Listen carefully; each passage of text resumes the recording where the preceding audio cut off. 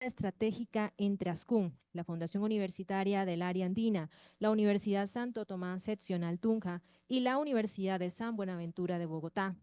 Para esta oportunidad tendremos como invitado especial el país de España y se han organizado diferentes actividades híbridas, sincrónicas y asincrónicas para promover precisamente la cultura de este país ibérico.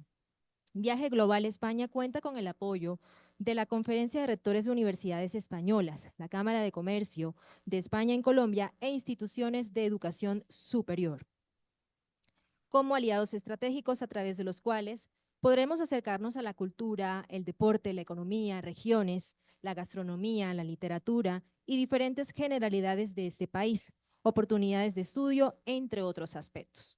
Para el desarrollo de esta mañana tendremos un conversatorio enfocado, como ya lo mencioné al inicio, sobre la transformación de la educación superior en el siglo XXI, desafíos y oportunidades, una visión entre Colombia y España.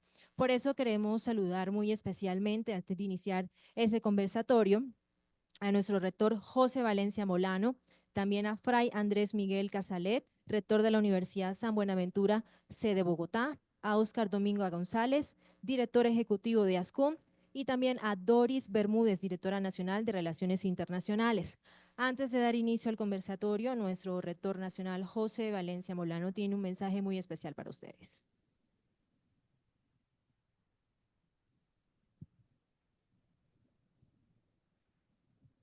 Bueno, buenos días para todos. Saludo muy especial para el doctor Oscar, para el doctor Padre Andrés, para nuestras conferencistas o panelistas que se encuentran conectadas desde España, si no estoy mal, y igualmente a toda la comunidad que nos acompaña, tanto conectados como de manera presencial aquí en el auditorio que estamos hoy en día. A Doris, nuestra directora internacional, y a todos los decanos que nos acompañan, tanto de la Universidad San Buenaventura como de la Fundación Universitaria del Área Andina, una bienvenida especial. Eh, Aquí hago una remembranza muy leve, muy corta, a la pandemia. ¿Sí? La pandemia, me acuerdo precisamente en el año 2020, más o menos en el mes de marzo, que pues, arranca todo este tema de alguna manera que tuvimos que vivir, que no fue grato. Y en ese momento, pues de alguna manera tuvimos que tomar algunas decisiones, y algunas decisiones de ellas fueron entrar en un componente no virtual, porque la gente confunde virtualidad con remoto y eso es muy diferente. ¿Sí? Por eso cuando hacen algunas evaluaciones de calificar que lo que se desarrolló en la pandemia fue un desastre, pues eso no era virtualidad, porque los estudiantes que estaban en virtualidad y que venían en las universidades de una oferta virtual, pues estaban en una plataforma y venían estudiando en una plataforma donde tenían un modelo pedagógico y un modelo instruccional que respondía a ello. Pero los demás tuvieron que conectarse de alguna manera a través de plataformas que todos conocemos como Zoom, como Meet, como Team, para poder seguir su ritmo de clases y poder continuar. Ahí no había nada de modelo pedagógico, ni había modelo instruccional, simplemente había una conexión. ¿Sí? Por eso la conexión que se daba no fue tan oportuna en su momento. Entonces nos retó además, hubo muchos retos, tuvimos que ayudarnos entre las universidades. En ese momento hubo un plan muy bonito que trabajamos con el doctor Domínguez en su momento, que se llamó el Plan Padrino, donde algunas universidades fueron apadrinadas por otras para encontrar ese camino de poder seguir ofertando sus programas y no interrumpir la oferta académica, y que sus estudiantes continuaran beneficiándose sin importar dónde estuvieran. Y creo que ahí hubo un resultado positivo de alguna manera en su momento con el ministro Luis Fernando Pérez, que era el viceministro de Educación en ese momento. Y ahí también nos retó frente a algunos otros temas como era la internacionalización. Entonces vino un tema en ese momento que trabajamos también de la mano de ASCUN y que pudimos de alguna manera desarrollar y poder continuar haciendo los procesos de internacionalización que son tan importantes en el proceso de formación de un muchacho. Y fue ahí donde nace de alguna manera lo que hoy conocemos como viaje global. Entonces el viaje global que hoy lidera ASCUN, que acompañamos a algunas universidades en ese sentido, pues ha tenido todo un desarrollo donde ha podido impactar a un sinnúmero de estudiantes de que desde ahí tuvieron alguna limitante de poder salir del país y poder ir a otros contextos para no solo recibir formación y poder tener ese intercambio internacional que es tan valioso, sino poder conocer culturas y ver que el mundo y donde los enseñamos no solo los formamos de ese mundo local, sino los formamos para un mundo global. Y ese mundo global que hoy es tan importante. Hoy eh, formamos gente que su aspiración es irse fuera o trabajar desde acá para otros lados, ¿sí? Donde hoy tenemos que darle las herramientas necesarias para que ellos puedan desenvolverse en cualquier contexto donde se encuentren. Y creo que Viaje Global ha dado esas herramientas tan importantes para que los muchachos hoy y todos nosotros veamos ese mundo de la internacionalización con otros ojos y veamos otras posibilidades. Yo creo fielmente en la internacionalización, creo que es un tema que indudablemente en el contexto de lo que vivimos en el mundo, en la transformación de la educación superior es fundamental. Y uno de los temas que hemos venido de alguna manera trabajando y desarrollando, en este caso ya particular de área andina, es que hemos venido expandiéndonos en América Latina. Y eso nos ha permitido sostenibilidad. Pues nos ha permitido que nuestras universidades, de las cuales hoy tenemos en Panamá, Costa Rica y Brasil, generen para área andina beneficios. No solo de esa parte de sostenibilidad económica, sino esa parte de retroalimentación, de cultura, de intercambio, de docentes, de estudiantes, de poder ellos ver que hay otros contextos, otras posibilidades y donde pueden enriquecer su proceso de formación de una manera sin igual. Entonces, hoy pues nos encontramos en esta novena versión, si no estoy mal, de Viaje Global, ¿sí? Y estoy seguro que hoy tendremos unas posibilidades inmensas de aún más estrechar esos lazos con la globalización, de entender de más los procesos de internacionalización que son fundamentales hoy en día en las universidades y que nos hacen, pues indudablemente nos dan las posibilidades de enriquecer los procesos, de enriquecernos con las experiencias y las buenas prácticas que se dan en otros contextos y en otros puntos de la geografía mundial y poder enriquecer indudablemente este proceso. Entonces, ante todo, agradecer a Ascun, porque ha sido un promotor muy importante del tema a través de su oficina internacional y agradecer a las universidades que han acompañado este proceso y que hoy pues vamos a tener la posibilidad a través de los diferentes momentos que se van a dar de poder tener como país invitado a España y poder de alguna manera conocer a España no solo desde esa perspectiva académica y su desarrollo académico de lo que venía haciendo en el mundo y que ha sido de alguna manera ejemplo, pero también conocer a España como cultura, ¿sí? Que es tan importante conocer a España como país y entenderlo de más en toda esta dinámica de lo que desde este mundo global que tanto insisto es tan fundamental. Hoy formamos ciudadanos locales para el mundo, globales. ¿Sí? No solo los formamos como cuando nos formaron a nosotros, que nos formaron de alguna manera en Chapinero para Chapinero. Hoy formamos muchachos en Chapinero para contestar y estar en Times Square o estar en el Paseo de la Reforma o estar en cualquier lado del mundo, en Versalles y poderse desenvolver como si fueran ciudadanos del mundo y no solo como ciudadanos locales. Entonces eso es fundamental hoy en día para cualquier muchacho porque hoy las posibilidades de empleo son mayores en un mundo global y no en un mundo local. Y hoy está demostrado cuando de alguna manera hoy en América Latina vienen los europeos y nos buscan para buscar alternativas de talento humano para sus países que hoy suplimos desde América Latina y que pues es duro a veces tener que perder talento humano, pero también es la condición de poder ofertar al mundo ese talento humano que formamos que tiene unas calidades y unas capacidades inmensas. Entonces, de nuevo, un agradecimiento inmenso a todos los que están conectados, a las universidades que nos acompañan en este proyecto de hoy, que son la Universidad Santo Tomás, a Fray Álvaro, a Fray Andrés, que también agradecerle, a Ascun y al CRUE, pues este voto de confianza hoy y sobre todo ser los anfitriones hoy en Área Andina, pues es un orgullo inmenso. Mil gracias.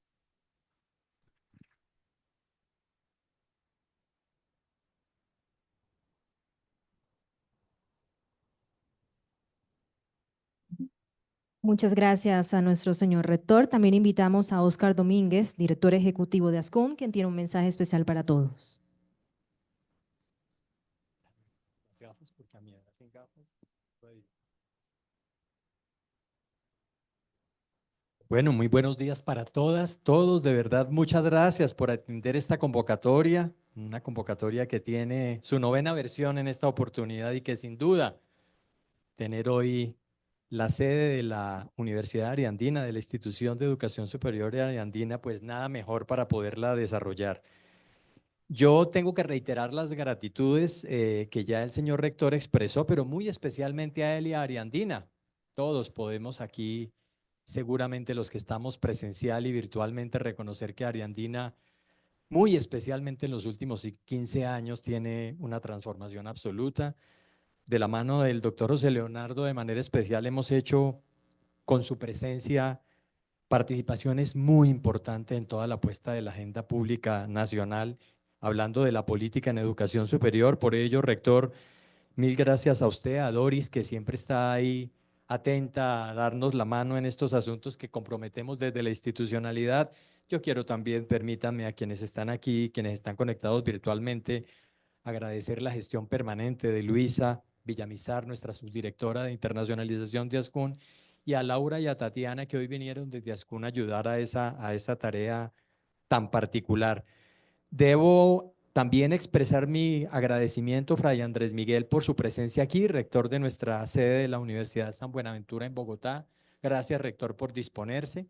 Es muy importante su presencia aquí, y al grupo de rectores que conforman esta apuesta de viaje global, nuestra gratitud.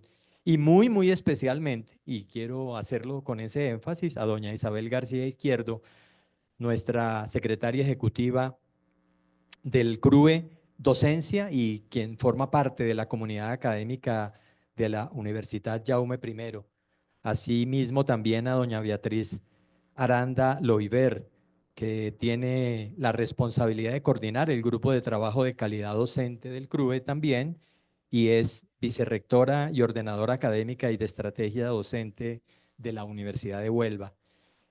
Hablar un poco del relacionamiento que tenemos Colombia y España es redundar. Nosotros particularmente desde la Asociación Colombiana de Universidades con la Conferencia de Rectores de España hemos tenido una agenda muy larga de mucha colaboración y cooperación.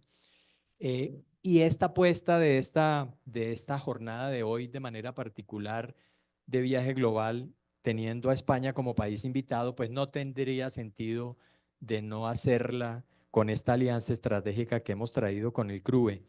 Nos parece que en virtud de ello, entonces, haber planteado como reto en esta versión que arranca hoy con el conversatorio La transformación de la educación superior del siglo XXI, es muy importante porque vamos a poder tener estos 5 días de hoy al viernes la posibilidad de reflexionar en todas esas posibilidades que se abren entendiendo contextos distintos.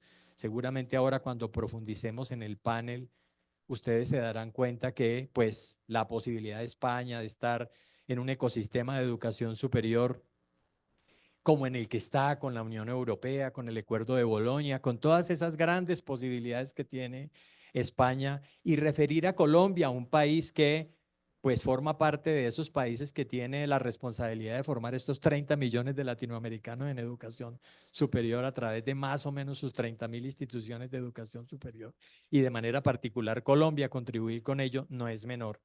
Tenemos unos retos de educación superior bastante significativos, y sin duda el transcurso de esta jornada de viaje global, con todas sus demostraciones no solo académicas, sino culturales y de todo tipo que tendremos cuando desarrolláramos, en la medida en que desarrollamos estas jornadas van saliendo a flote, pues son muy importantes. Recordar para todos, seguramente ya lo dijo el rector, no voy a insistir en ello, de dónde surge la iniciativa.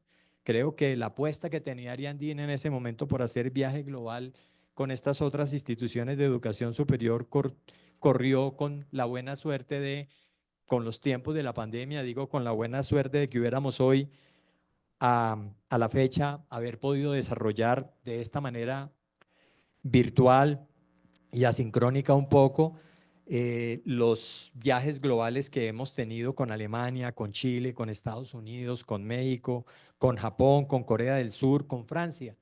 Me parece que este número de países da cuenta que la tarea la hemos hecho bien, y que hoy que sea España nuestro país invitado nos da la posibilidad de entender que esto se vigoriza y gracias a la presencia de ustedes, de manera especial, saludo fraterno a los académicos de la área andina que como siempre en estas apuestas que hace esta institución intentan siempre estar muy activos y muy vigentes.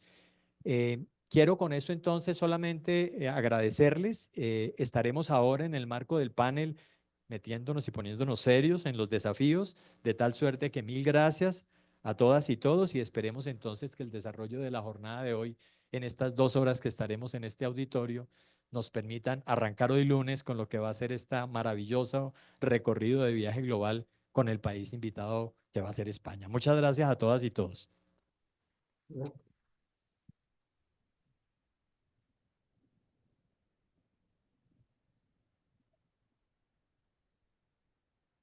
Muchas gracias a Oscar Domínguez, director ejecutivo de ASCON, por esta intervención. Para iniciar el desarrollo de este conversatorio, queremos saludar y mencionar a los panelistas que nos acompañan por parte de Colombia. Ellos son José Leonardo Valencia, el rector nacional de la Fundación Universitaria del Área Andina, y también nos acompañará Fray Andrés Miguel Casalet, rector de la Universidad San Buenaventura de la sede Bogotá. Por España también nos acompaña en este recorrido del primer día de viaje global doña Isabel García Izquierdo, secretaria ejecutiva de CRUZ Docencia y vicerrectora de Estudios y Formación Permanente de la Universidad Jaume. También nos acompaña doña Beatriz Aranda Lubier, coordinadora del Grupo de Trabajo de Calidad Docente de CRUZ Docencia y vicerrectora de la Ordenación Académica y Estrategia Docente de la Universidad de Huelva. Asimismo, este conversatorio va a estar liderado por Oscar Domínguez González, director ejecutivo de ASCUM. De esta manera vamos a dar un fuerte aplauso para recibirlos para iniciar el conversatorio de esta mañana, la transformación de la educación superior en el siglo XXI, desafíos y oportunidades, una visión entre Colombia y España.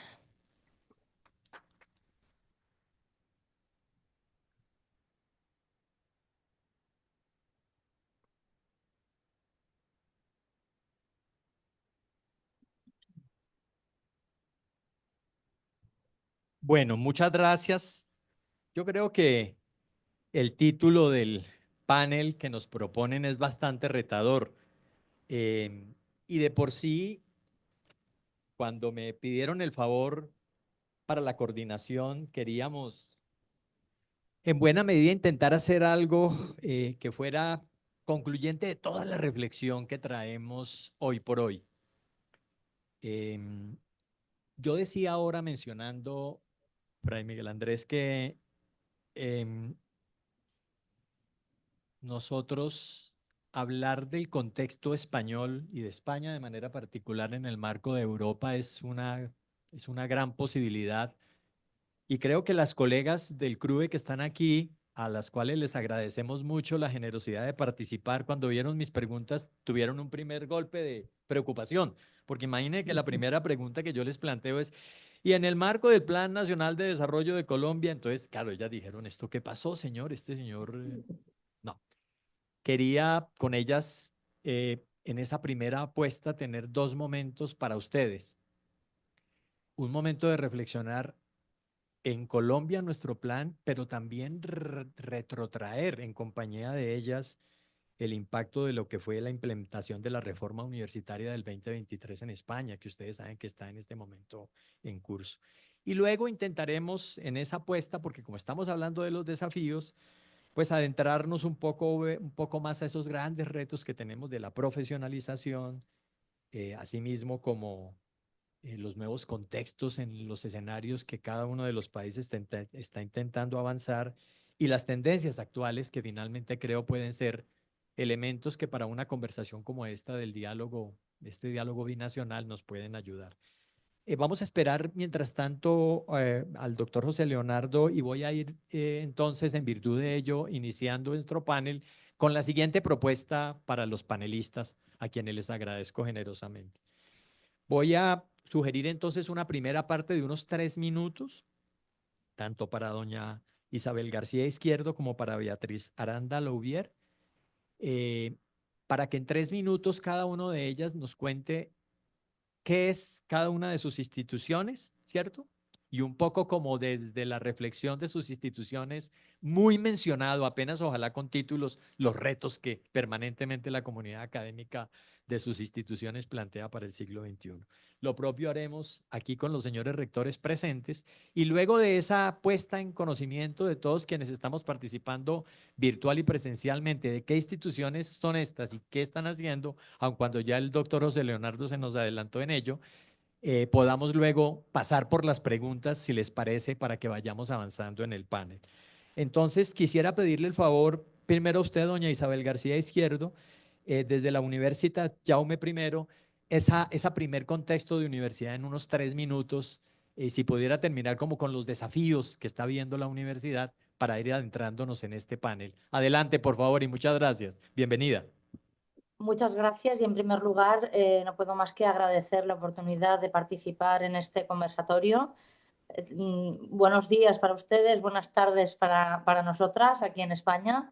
Es un placer poder estar aquí para intercambiar pues, opiniones y ideas sobre la educación superior y por tanto mi enhorabuena por la iniciativa a Ascun y a Área Andina y a los rectores colombianos.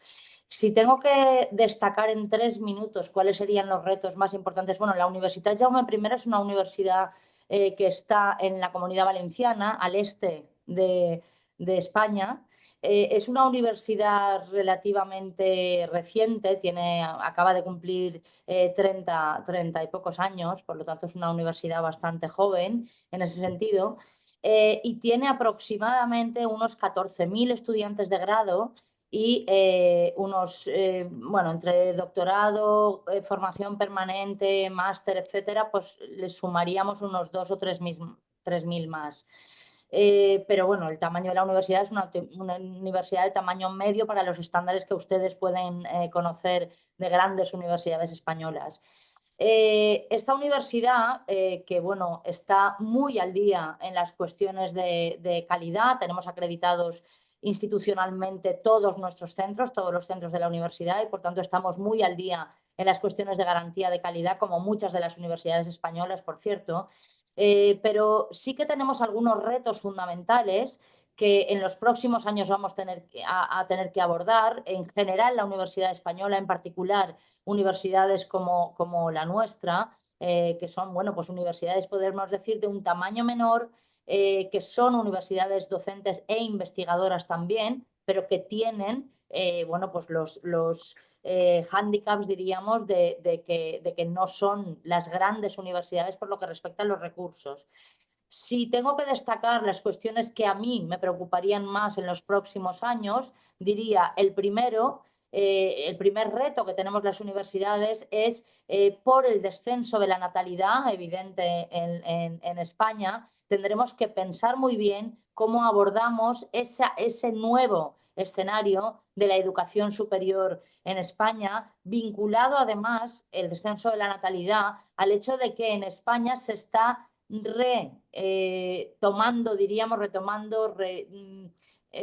reconsiderando la importancia de la formación profesional, que durante mucho tiempo fue, si me permiten, como la hermana pobre de la universidad. Eso está cambiando porque también Europa está pidiendo que esto cambie y por lo tanto tenemos que intentar dialogar tanto con la formación profesional como, y de manera muy importante también, con los estadios previos a la llegada a la universidad, la educación secundaria fundamentalmente. Otra cuestión, en titulares, como me decía el moderador, sería el reto al que nos enfrentamos todas las universidades españolas, europeas y del mundo, yo creo, para la transformación digital por el impacto que la inteligencia artificial va a tener en la docencia universitaria. Y la última de ellas que me gustaría destacar sería el tercer reto, diríamos, sería, junto con estos que ya he dicho, la importancia de la formación permanente. En Europa se está trabajando, después hablaremos de ello si hay ocasión, en planes que están financiando el reciclaje profesional. Por tanto, ese reciclaje profesional vinculado también a la formación universitaria.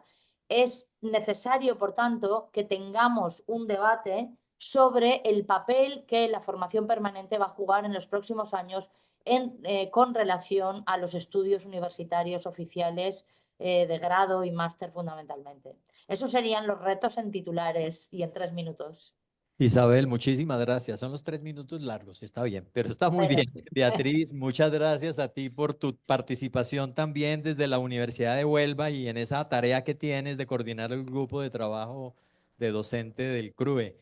Por favor, en la misma línea, si nos pudieras contar de la naturaleza y el trabajo de la Universidad de Huelva y también los titulares de esa apuesta del siglo XXI en la educación superior. Adelante. Bueno, muchísimas gracias antes que nada por esta invitación a formar parte de este panel. Para nosotros, bueno, pues para mí ha sido una grata sorpresa poder participar junto con el resto de universidades colombianas. Nuestra universidad, la Universidad de Huelva, es una universidad pequeñita, bueno, es un poco más pequeña que la Jaume I. Nosotros tenemos alrededor entre títulos oficiales de grado, máster, doctorado y formación permanente, aproximadamente unos 13.000 alumnos. Es una universidad ya no tan joven, pero tampoco, bueno, pues a otras universidades que existen en España. Nuestra universidad tiene unos 31 años y se ha ido desarrollando pues en la zona sur de España, sureste de España. Estamos realmente en un piquito, pero bastante bien conectado con toda la parte de Latinoamérica y por tanto, bueno, tenemos muchísima conexión con muchos títulos. Si te tuviera que definir 3 aspectos cruciales en los que creo que nuestra universidad tenía que poner o tiene que poner el foco en los próximos años, bueno, pues son muy parecidos a los indicados por Isabel, porque yo creo que estamos entrando todas las universidades en una década en las que, bueno, pues la inteligencia artificial es importante, el descenso de la natalidad también, y la inserción entre universidad y empresa creo que también podrían ser el foco. Si tengo que destacar algo, hay un aspecto en nuestra universidad que es bastante relevante y es además digamos el relevo generacional. En nuestra universidad, igual que otras universidades, están llegando a un punto donde la edad media del profesorado es una edad media alta y fijaros que ahora, dentro del contexto de esa reforma que quizá tengamos oportunidad de profundizar a lo largo de este conversatorio, pues veremos que es importante pues, no tener precariedad en el empleo, tener una carrera estable del profesorado. Hoy en día el profesorado, digamos que se estabiliza, tiene una edad alta, ¿no? Tenemos que buscar una forma de carrera profesional que sea, digamos, factible en una edad temprana, no como hoy en día que estamos estabilizando a los profesorados pues a altas edades como 40 o 45 años. Eso creo que es un reto fundamental porque además es algo impuesto por Europa. Tenemos que bajar la tasa de empleabilidad no permanente y creo que eso puede ser bastante importante. Cómo incorporar la inteligencia artificial es fundamental, es decir, cómo incorporarlo a la docencia y la investigación, pero de tal forma que sea como una herramienta que nos facilite los procesos, no como una forma de crear conocimiento, no. La creación de conocimiento lo hacemos los académicos. Yo creo que la inteligencia artificial nos tiene que ayudar en el proceso, mejorando todo este tipo de gestión.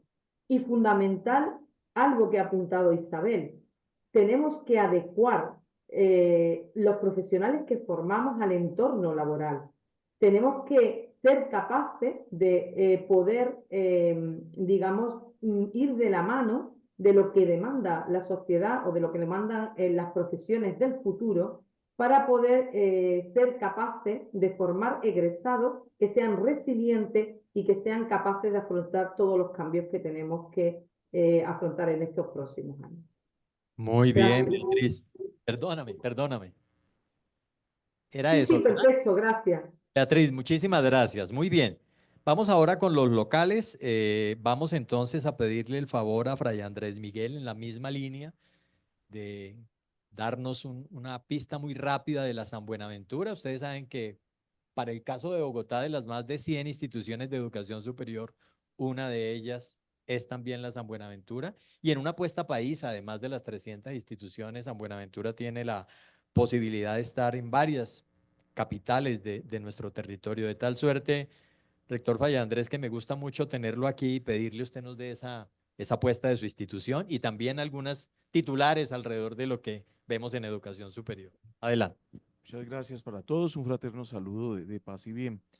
Pues la Universidad de San Buenaventura es una universidad que fue fundada en 1708. La sede que pues está aquí en Bogotá y tiene 3 seccionales, Medellín, Cartagena y Cali. ¿Sí? Todas las 3 hacemos parte de lo que llamamos Universidad San Buenaventura Colombia. Cada una tiene un sistema de gobernanza muy particular, ligado a las regiones, y un ente articulador que es el Consejo Directivo de nuestra universidad, que nos permite buscar estrategias corporativas. Somos una universidad acreditada multicampus, acreditación de alta calidad, centrada pues en su formación por la persona en particular. Hace parte pues de nuestra filosofía franciscana abordar la persona en relación concreta, pero con capacidad de transformación. Tenemos unos desafíos, seguir fortaleciéndonos pues en la corporatividad sin quitar la parte muy particular que tienen las regiones, abordar desde nuestras regiones porque crecieron un poco desconectadas las unas de las otras, pero obedece pues a estas particularidades, pero nos están uniendo algunos temas en común, el tema de la virtualidad, de cómo vamos a afrontar la inteligencia artificial y cómo lo vamos a adherir a nuestros procesos académicos, la conexión con el mundo laboral de nuestros estudiantes, nuestros egresados y sobre todo la relación con el mundo, la internacionalización, la flexibilidad curricular, el acompañamiento de otras etapas de la vida. Ya no tenemos solamente estudiantes jóvenes, pues hay unas etapas que tal vez nos habíamos descuidado, incluso muy curiosamente hasta nuestro himno está centrado en la juventud, entonces había que como que replantear porque hay otras etapas de la vida que hay que acompañar y todas esas situaciones nos ha llevado a nivel ya corporativo, saliéndonos de Colombia, en pensarnos en la red franciscana de universidades, ¿sí? Porque pues hace parte de que los regentes de esta universidad somos franciscanos y a nivel mundial tenemos unas instituciones que tal vez cada una respondía a unos contextos específicos y ahora la situación se ha visto como una oportunidad de mejora y una oportunidad para reencontrarnos, ese principio nuestro de la fraternidad, encontrarnos con esas otras universidades que están allá en otros lugares del mundo y poder entre todos responder a estas urgencias, pero también ayudarnos, crear lazos de cooperación que nos permitan pues sacar adelante la universidad, no solo local, sino a nivel mundial. Fray Andrés, muchísimas gracias. Yo quiero decirles que voy a pasar ahora al doctor José Leonardo, pero tengo que hacer una advertencia ahí porque con el doctor José Leonardo me pasa una cosa muy curiosa. El doctor José Leonardo es un gran líder de nuestro sector, pero como nos tenemos tanta confianza, él siempre lo voy dejando al final y a veces hasta obvios tenerlo en cuenta para ciertas preguntas, pero ya usted, doctor José Leonardo, nos contó un poco la naturaleza de Ariandina, pero si pudiéramos hacer otra reflexión muy rápida alrededor de ese quehacer, un poco en las oportunidades que esta institución brinda y también como en esos retos que usted está viendo del sector, le agradecería nos lo compartiera. Bueno, doctor Oscar, muchas gracias. Un saludo especial a Isabel y a Beatriz, España. Un honor tenerlas acá y podernos conectar con ustedes. A ver, sí, había contado un poco la idea de lo que hemos venido haciendo, es que esta es una institución muy joven, estamos hablando de una institución de 40 años apenas, y ha venido trabajando en un marco muy diferente a veces de lo que en la percepción se tiene, y es que esta es una universidad de acceso y trabaja la diversidad.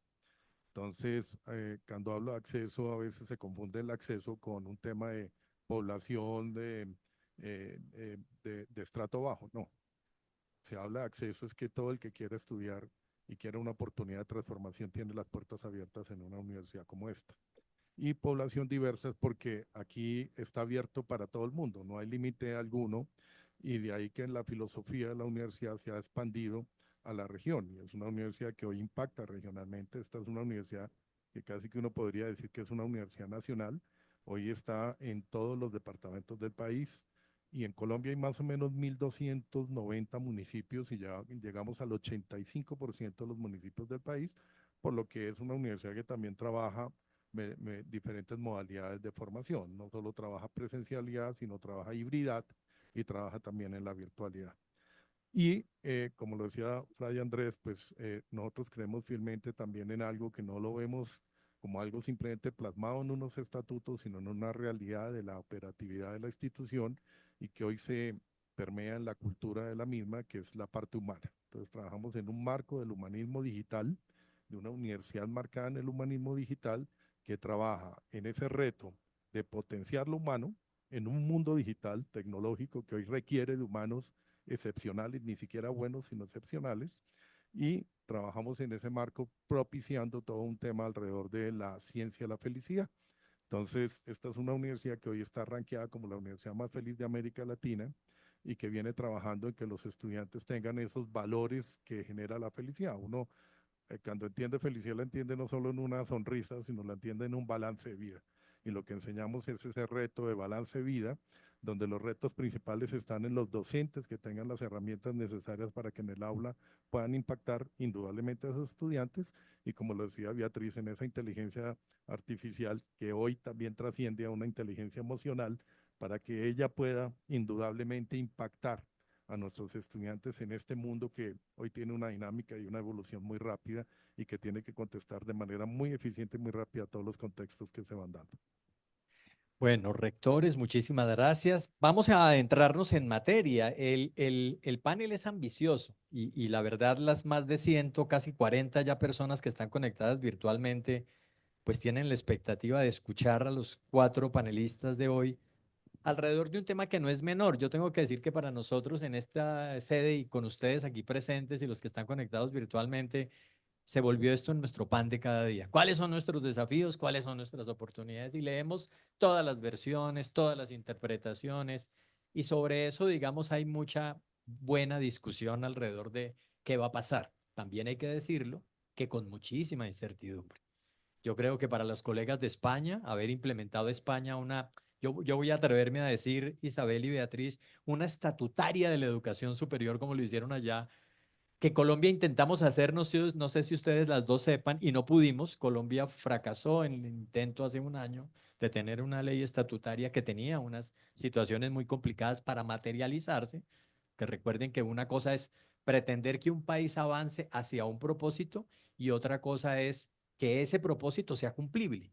De lo contrario, terminamos en una suerte de promesa generando más expectativa y de pronto más daño en los sistemas que los que actualmente se tienen.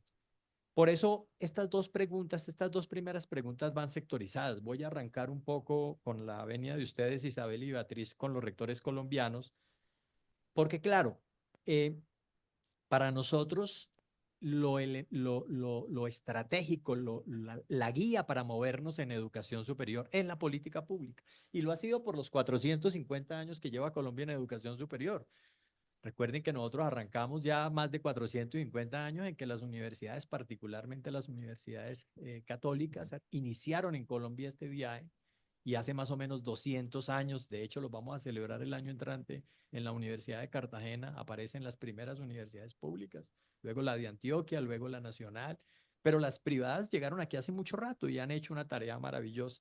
Y centro mi pregunta a que en la actualidad entonces la política pública nos ha traído el Plan Nacional de Desarrollo a nosotros como elemento guía para el desarrollo de nuestra agenda. Y ese Plan Nacional de Desarrollo, desde luego, tiene unos componentes, tal vez 4 o 5 componentes que no son menores y qué bueno con nuestros rectores profundizarlos como panelistas.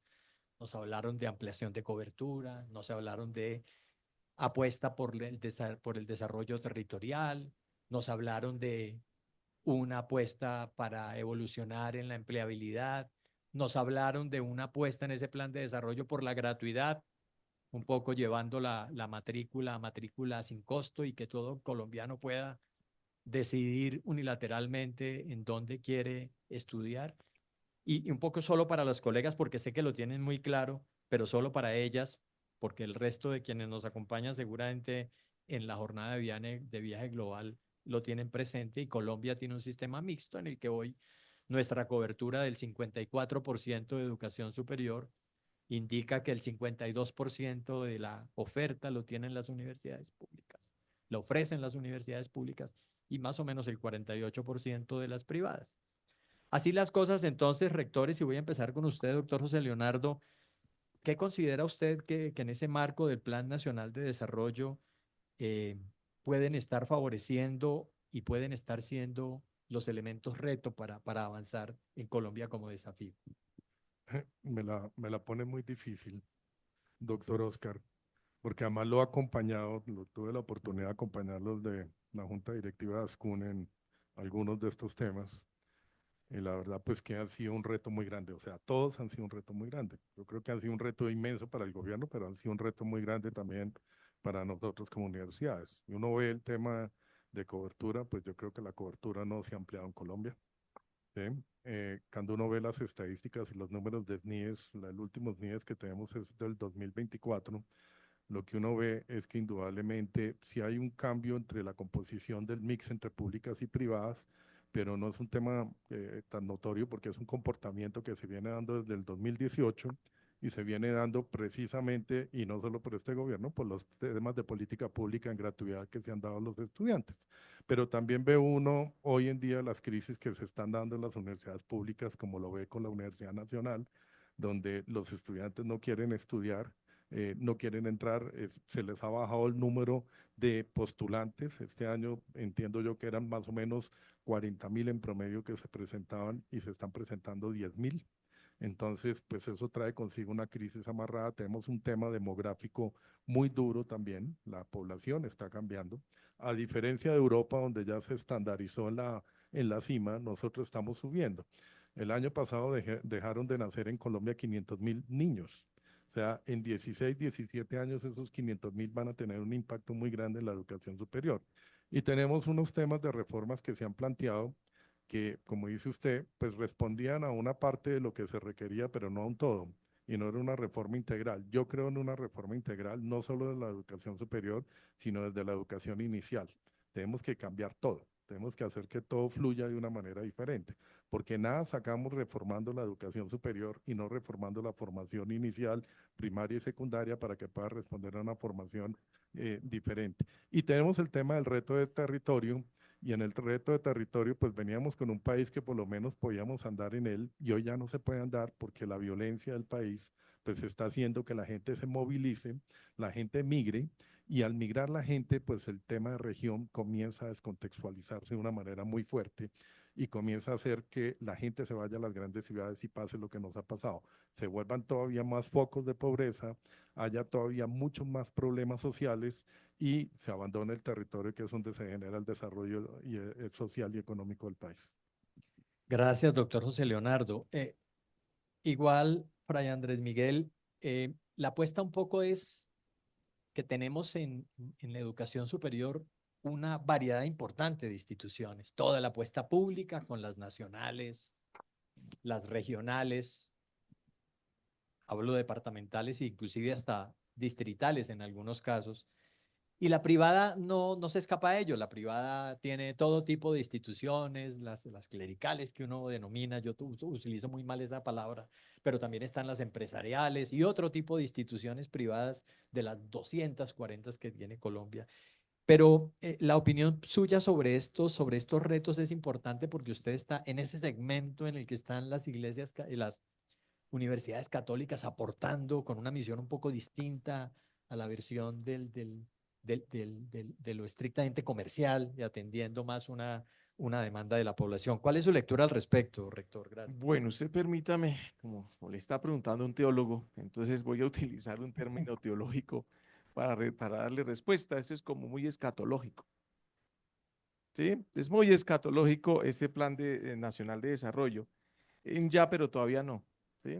Se plantearon muchas apuestas, por ejemplo, como lo decía el doctor José Leonardo, la educación nacional, la educación superior como un derecho, donde pues la cobertura se ampliaba.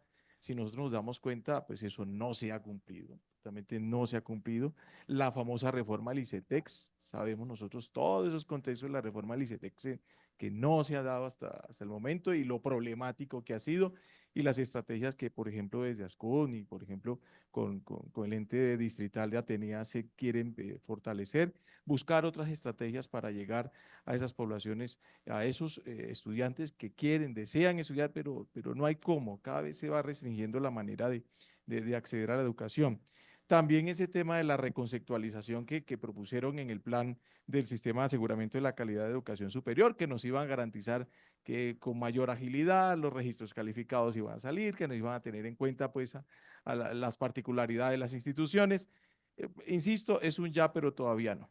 La promesa de las 50 universidades, que todavía sabemos no están allí, y creo que la apuesta de nosotros es seguir aportando, como le decía el doctor José Leonardo, somos en la educación en Colombia es mixta y queremos de la universidad privada también, católicas o no católicas, confesionales, no confesionales, seguir aportando a la profesionalización, al acompañamiento académico de nuestros estudiantes y que el Estado no nos vea como enemigos, ¿no? No somos enemigos de ellos, ¿sí? Queremos entre todos responder a este cierre de brechas que hay en nuestra nación y vemos que está todavía allí, pensándose, pero no se ha materializado de la mejor manera.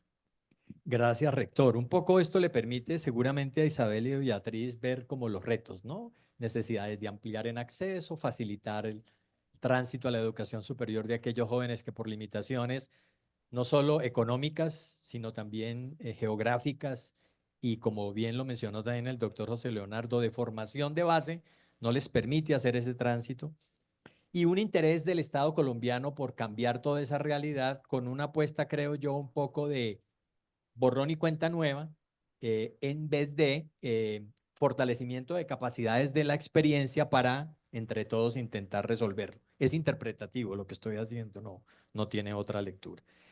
En esa misma apuesta entonces, y sabiendo las diferencias de contexto, Isabel y Beatriz, pues España tiene también unos sistemas particulares, es muy fuerte la universidad pública española, de hecho el sistema público español es muy robusto comparado con el nuestro, tienen esa fortaleza de los acuerdos de Bolonia y de toda la Unión Europea que les permite, por lo menos en el campo laboral, tener dimensiones distintas por los acuerdos.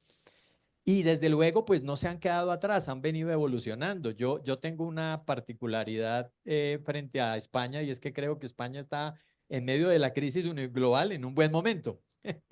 En un buen momento porque termina siendo un espacio donde recurren allí soluciones a problemas como las guerras que se están dando en el mundo, el problema de Ucrania, en fin, y todo este problema de combustibles, en fin. En esa apuesta entonces se adelantó desde España en el 2023 esta reforma a la educación superior. Como ya estamos en el 25, qué bueno poder escuchar de ustedes o de una de ustedes, ¿cuál es la lectura de estas grandes apuestas? Primero, la intencionalidad de la norma, pero segundo, también como los avances, ¿no? Que tienen en el centro acceso y gratuidad seguramente desde lo público y por lo público, pero es interpretación mía. Quisiera que ustedes nos lo contaran a quienes estamos en el panel. Bueno, Empiezas pues tú, Beatriz, y así nos sí, repartimos. perfecto. Bueno, pues sí, efectivamente, tal como decías, Óscar, una cosa es, bueno, pues la implementación o la realización de una ley orgánica de universidades en el papel y otra cosa es al final, pues cómo se lleva a término eso que se ha desarrollado, porque muchas veces, y creo que aquí se ha repetido en determinadas ocasiones, debería de ir de la mano de gobierno y las instituciones que realmente formamos parte de las universidades, porque así se evitaría pues muchas de las cosas que se están produciendo ahora a lo largo de llevar a término pues esa gran reforma, porque realmente ha sido una reforma universitaria pues digamos de gran calado, muy ambiciosa, y al final pues hay muchas cosas que necesitamos, digamos, reorganizar o rehacer para poder llegar a los términos que realmente con la visión que se había creado. Por ejemplo, uno de los grandes retos de esta reforma universitaria era eliminar, como os decía, lo que es la precariedad del profesorado, es decir, digamos, disminuir el profesorado que está no de forma permanente en relación con la universidad, sino de forma interina, esa reducción que realmente estamos muy lejos de cumplir con respecto a la normativa europea, ¿no? Otro de los grandes aspectos que quería incidir en la norma, efectivamente, es en la formación permanente, como decía Isabel, o en la igualdad de condiciones. Bueno, es que para poder hacer todo ese tipo de cosas también hace falta dinero. Y ahora mismo, por ejemplo, algo que se recogía en esta ley orgánica de universidades es que teníamos que llegar a un 1% del PIB. Sin embargo, no llegamos ni al 0,79. Claro, para poder implementar todas las medidas que son muy buenas y que se empiezan a implementar, porque hemos podido estabilizar a muchos profesores gracias, por ejemplo, a las ayudas Goeri, a las María Goeri, que son, pues, digamos, un tipo de profesorado, de figura del profesorado que son el primer paso de incorporación a la carrera académica universitaria, pues estamos muy lejos, como os decía, de poder llevar a término y de forma real esa gran reforma. Nosotros muchas veces pensamos que hemos perdido la oportunidad de realmente realizar una verdadera transformación de la universidad. Y sobre todo porque, como decía José Leonardo, es importante que eso sea dentro de un contexto de la educación global. Es decir, no podemos pensar en una educación universitaria sin haber reformado también pues, lo que es la educación primaria, la educación secundaria y sobre todo especialmente intrincarla, como muy bien decía Isabel, con nuestra formación profesional. Durante mucho tiempo se le ha estado dando mucho peso a la formación profesional, que es muy importante, porque cubre un sector de la población o un sector de las necesidades empresariales que es fuerte, pero eso tiene que estar muy bien conectado con el sistema universitario. Creo que ahí, en cierta medida, hemos perdido ese hilo conductor necesario para crear una verdadera reforma. Fijaros, aquí también se ha hablado de universidades públicas y privadas. Isabel comentaba que su universidad tiene todos los centros institucionales con un sistema de garantía y calidad. Así estamos en la mayor parte, o casi todas las universidades públicas sobre todo. Pero hoy en día hemos pasado de ser digamos, mayoritariamente un proceso robusto, una institución robusta, como decían, lo que es la universidades públicas, a estar, no voy a decir en minoría, porque todavía pues estamos como 50-39, pero si se llegan a aprobar todas las que están pendientes o en proceso de proyección, serían mayoritarias las universidades privadas. Y no es que no queramos universidades privadas, queremos universidades privadas, pero de calidad. El problema es que muchas veces no se exige la misma calidad a las universidades públicas que a las universidades privadas. Y eso creo que también es, con el problema que tenemos de descenso demográfico, pues que tenemos como efectivamente una menor entrada de dinero por parte de los alumnos, porque disminuye el número. Creo que estamos en muchas desventajas, en muchas situaciones a la hora de poder competir en igualdad de condiciones. Por eso muchas veces pensamos aquí en España que esta reforma que era tan importante en el sistema universitario, hay algunas cosas que, digamos, no la hemos podido arreglar de alguna forma y hemos perdido la oportunidad. No obstante, bueno, se siguen haciendo cosas. O sea, todo lo que está fallando en esta ley de universidades, pues se intenta regular para poder seguir avanzando pues en todo este tipo de cosas. Es verdad que hemos ganado en transparencia, en internacionalización, en investigación. Creo que se han puesto un foco importante sobre todo en la ciencia abierta y en la transferencia del conocimiento. Y es verdad que en la igualdad, en el cogobierno, en la incorporación de los profesores y los egresados, que creo que es tan importante para tener una visión global de la universidad, pero es verdad que creo que tenemos que volver a reformar en determinados aspectos que creo que nos hemos quedado. Beatriz, muchísimas gracias. No sé si Isabel quisiera apuntar algo. No, básicamente solo quería puntualizar Solamente porque Isabel, perdóname, Isabel, es que quiero traer esa línea que me parece muy importante. Finalmente la ley orgánica del 23 española habló de superior, pero se sí. nota que ella armoniza todo el sistema educativo, es decir, tiene en cuenta preescolar, básica y media, o solamente se centró también, como estaba previsto aquí en Colombia, solamente el tema superior. Te hago la pregunta, Isabel. Sí, sí, la LOSU es la Ley Orgánica del Sistema Universitario. Es cierto que hace relativamente poco tiempo se aprobó también una ley para los otros niveles educativos inferiores y se ha intentado que esas dos leyes tengan una relación. También se aprobó una ley recientemente de formación profesional y, por tanto, diríamos que se han aprobado como 3 leyes independientes en poco tiempo que tienen quizás más relación de lo que las anteriores leyes tenían, pero como muy bien nos estaba explicando Beatriz, todavía tienen muchos puntos débiles, sobre todo y fundamentalmente el hecho de que la inversión en educación superior no ha sido la que se esperaba para poder desarrollar de manera adecuada esta nueva ley orgánica, porque sabéis que en España las transferencias en educación están transferidas a las comunidades autónomas, a las 17 comunidades autónomas, y por tanto no todas las comunidades autónomas han implementado del mismo modo esta ley. Una cosa que quería puntualizar respecto de lo que se ha dicho antes, porque no sé si ha quedado claro, la universidad en España no es gratuita. Es verdad que tenemos un sistema muy bueno de becas para las personas que quieren acceder a la universidad y no tienen capacidad económica para hacerlo, pero no es una universidad gratuita de momento, por lo menos. De momento. Ujú. Gracias, Isabel. Muy oportuno, además, este último comentario para entender las diferencias. No se trata de hacer comparaciones, pero sí No. nos permite saber un país del primer mundo cómo mueve su dinámica educativa. Claro, aquí hay una cosa que a mí particularmente me inquieta y sé que los que están conectados virtualmente y en la sala se lo estarán preguntando y es, claro, pero es que si los problemas parecieran ser iguales, ¿no? Es decir, a pesar de que tienes un per cápita totalmente multiplicado por muchas veces en España, pues el per cápita nuestro con $6.000 al año y pretender gratuidad para todos termina siendo un reto bastante imposible.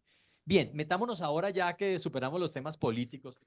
Siempre que invitan a Ascun uno termina hablando de política. Metámonos a algo más de los rectores y más de las académicas que nos acompañan. Voy a hacer esta pregunta un poco en la línea de lo que habíamos previsto y la voy a alternar entre uno y otros. Eh, Definitivamente está planteado entonces que tenemos el gran reto de pasar de una educación que está orientada a formar profesionales con habilidades interdisciplinarias a un reto que nos permita promover competencias transversales. Eso necesitamos intentar apostarlo como perspectiva.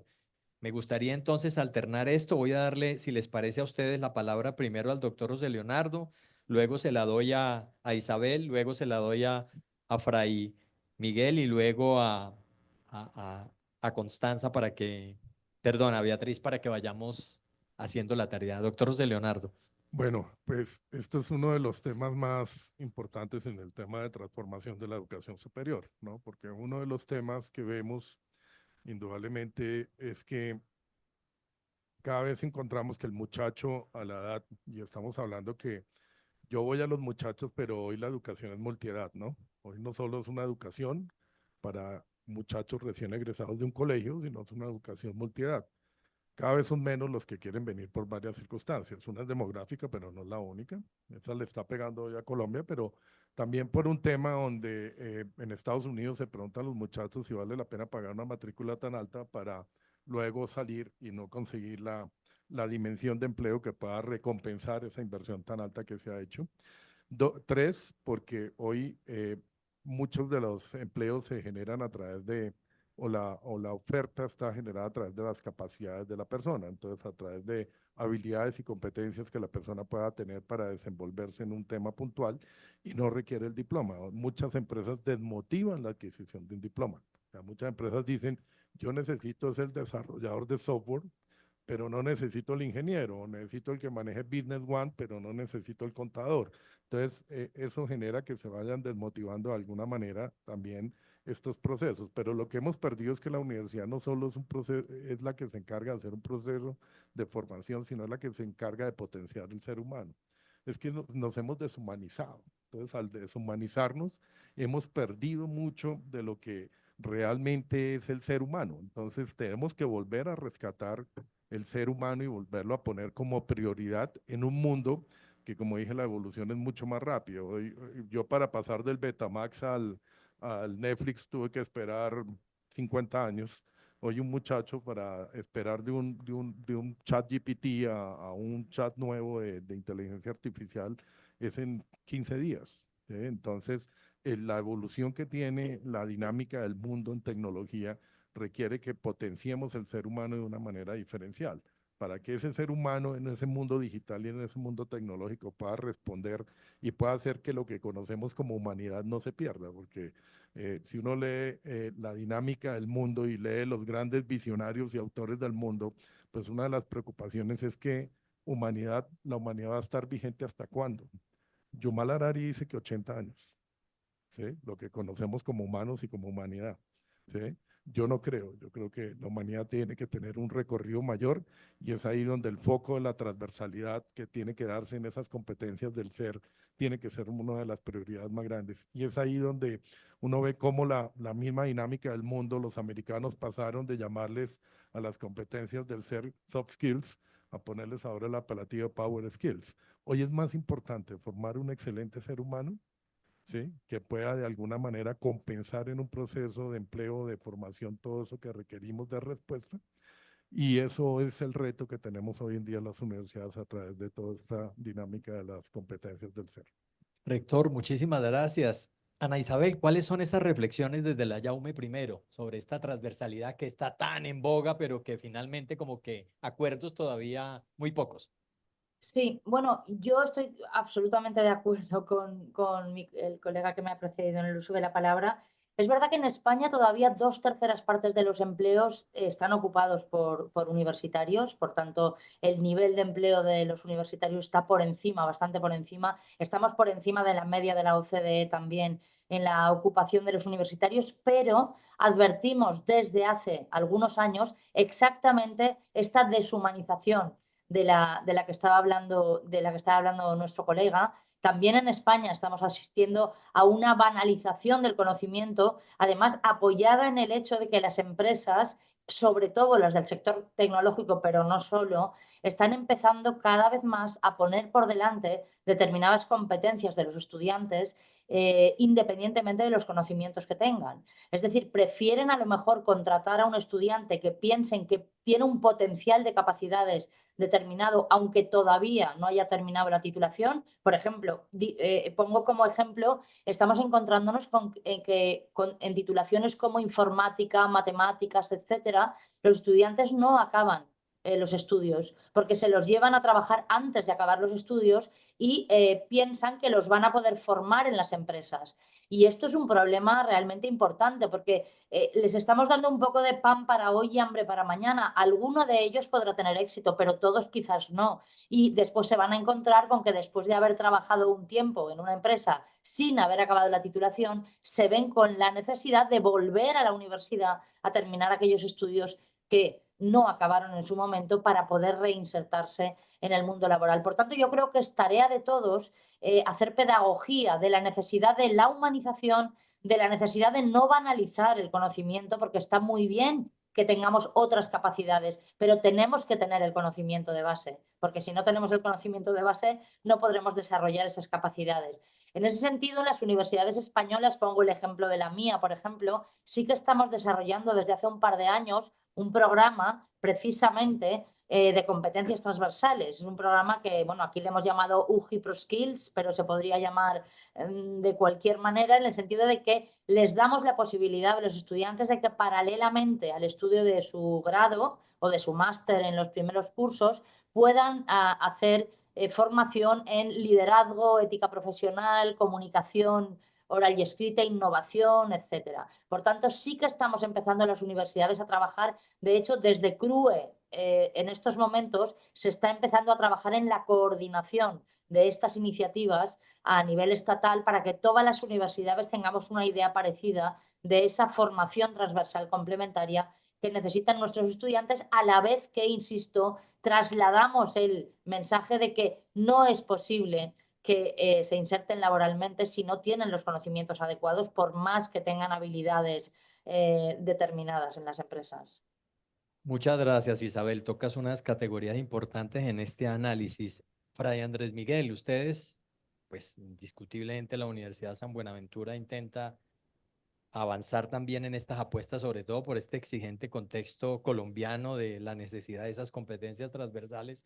Nosotros creo que todos los días los que trabajamos en educación superior tenemos una frustración, no sé si les pasa a las colegas de España, porque cada que nos sentamos con el sector empresarial nos dicen, no me sirve.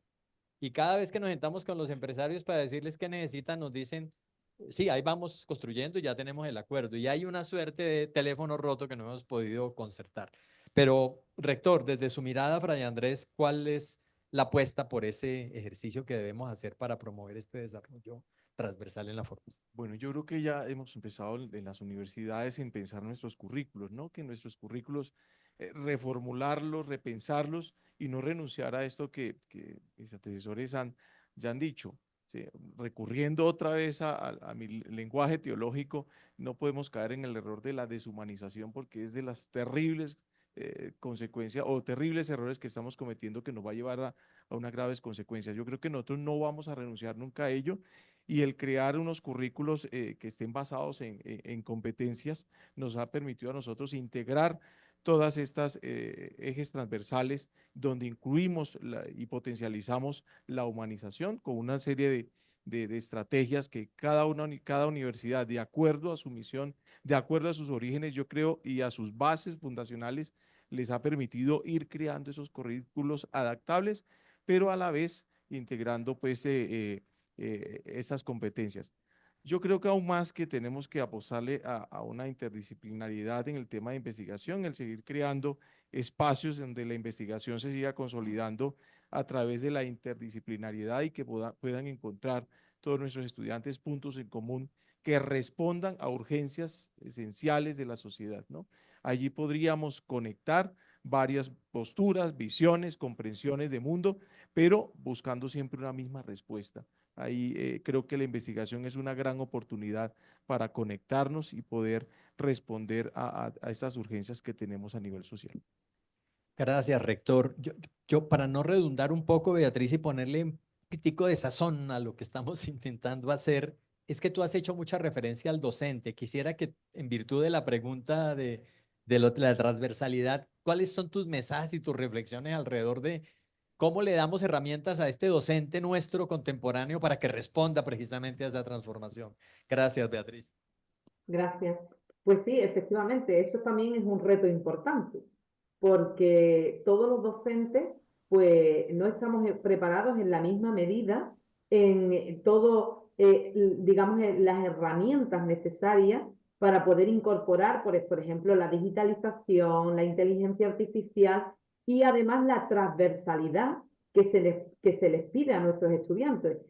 Es importantísimo no banalizar, como decía Isabel, el conocimiento, pero es importante también que los profesores tengan la herramienta para ser capaz que, además de en esos proyectos independientes, como nosotros también tenemos un paso adelante, UHU Emprendimiento, donde se pueden tocar competencias transversales, pues incentivar los valores necesarios para que nuestro egresado tenga pues no solo los conocimientos, sino la aptitud y la actitud necesaria para emprender en el mercado laboral. En la Universidad de Huelva y en la mayoría de las universidades españolas tenemos una formación permanente del profesorado que intentamos que esté, digamos, al servicio de lo que realmente demanda nuestra universidad para poder capacitar al docente a los retos del futuro.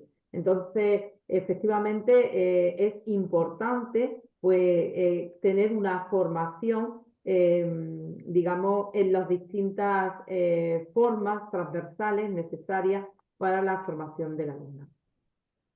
Muchas gracias, Beatriz. Bueno, yo creo que quienes nos están escuchando dirán en estas 3/4 primera parte del tiempo de este panel, conozco su universidad, ya tengo una referencia de los panelistas del contexto más o menos dibujado de cómo ven los desafíos. Nos metimos en esto porque era necesario hacerle un zoom al todo el tema de las competencias, que es un tema tan necesario cuando hacemos este tipo de reflexiones.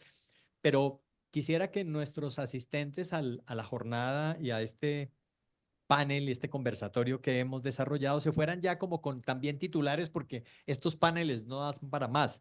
Si uno intentara, rector José Leonardo, intentar hacer los énfasis entonces hablemos a cada uno de ustedes de esos 3 o 4 desafíos que yo diría, mis desafíos en este momento para este país en Colombia desde Área Andina son 1, 2, 3, 4 y 5, y si puede darle un contexto de explicación a eso, se lo agradezco. Entonces, doctor José Leonardo.